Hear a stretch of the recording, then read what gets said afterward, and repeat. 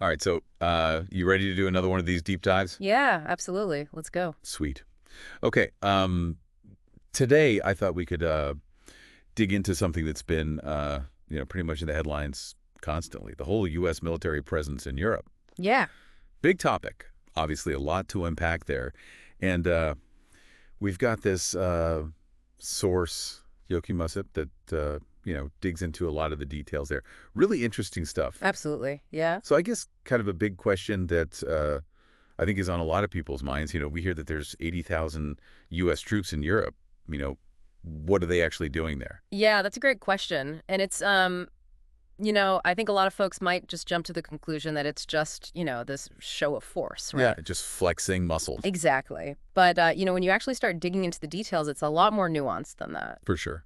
For sure. And I think it's helpful to kind of start with the historical context. Hmm. The U.S. commitment to NATO, to European security, this isn't something new. This goes back decades, right? Right. But the situation in Ukraine has obviously brought this commitment into very sharp focus. Yeah. It's front and center now in a way that perhaps it wasn't, 5, 10 years ago. Right. I mean, I think it's pretty clear that, the U.S. and NATO allies, they're looking for stability. Yeah. They want to deter further aggression.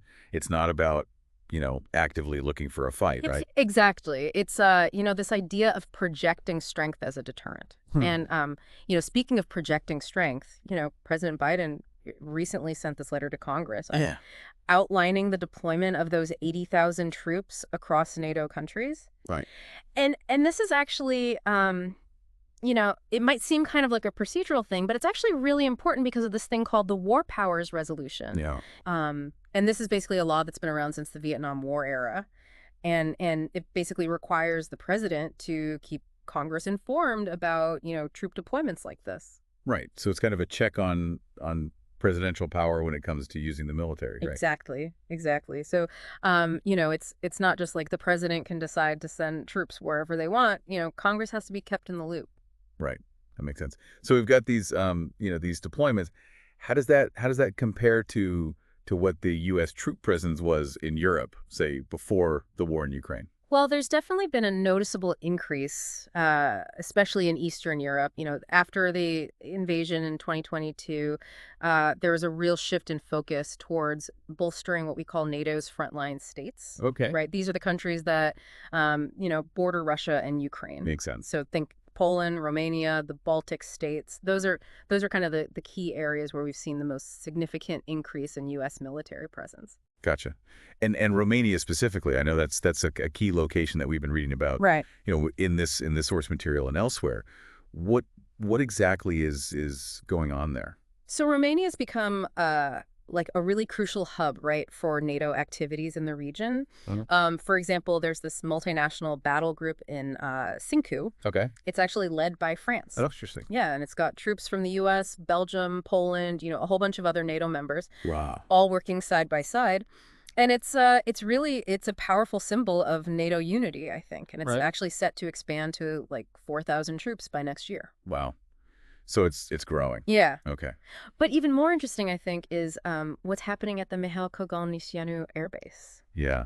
This is something that really jumped out at me reading through the material. I mean, the scale of this modernization effort is incredible. Yeah, it's a massive undertaking. We're talking about, the base being able to accommodate over 10,000 personnel eventually, like by 2030. And they're even, transferring troops from Ramstein Air Base in Germany. Really? Yeah. So, I mean, that's a pretty significant shift, right? I mean, Ramstein, that's been kind of the heart of U.S. air power in Europe for decades. Exactly. So, this really highlights the strategic shift and focus towards Eastern Europe and, particularly the Black Sea region. Right. Right. And access to the Black Sea. That's crucial, especially given, Russia's significant naval presence there. Right. So, it's not just about the numbers of troops, right? It's also about their capabilities, their positioning. All of that plays into this larger strategic picture. Yeah, for sure. And it kind of makes you think about all the other commitments that the U.S. military has around the world, right? I mean, we're talking about counterterrorism efforts in the Middle East, Yeah. Africa, Southeast Asia, working with allies to address threats in all these different regions. Absolutely. It's a lot. Yeah. And it's not just about, combat operations either. It's about building partnerships, Yeah. fostering stability. It's a very complex picture. It really is. And, I think what's so fascinating is how, uh, something that might seem like a regional conflict, like what's happening in Ukraine, actually has these really far-reaching consequences for global military strategies and For alliances. sure. And, it makes you wonder, how is all of this, all these events in Eastern Europe, how are they going to reshape, that global landscape in the long run? Right. Big question. Mm. No easy answers. No. All right. Well, I think that's a good place to wrap things up for today. I think that gives people a lot to chew on. Yeah. Appreciate you, breaking all that down for us. That was really helpful. Happy to do it. All right. And for everyone listening, thanks for joining us for another deep dive. We'll catch you next time. See ya.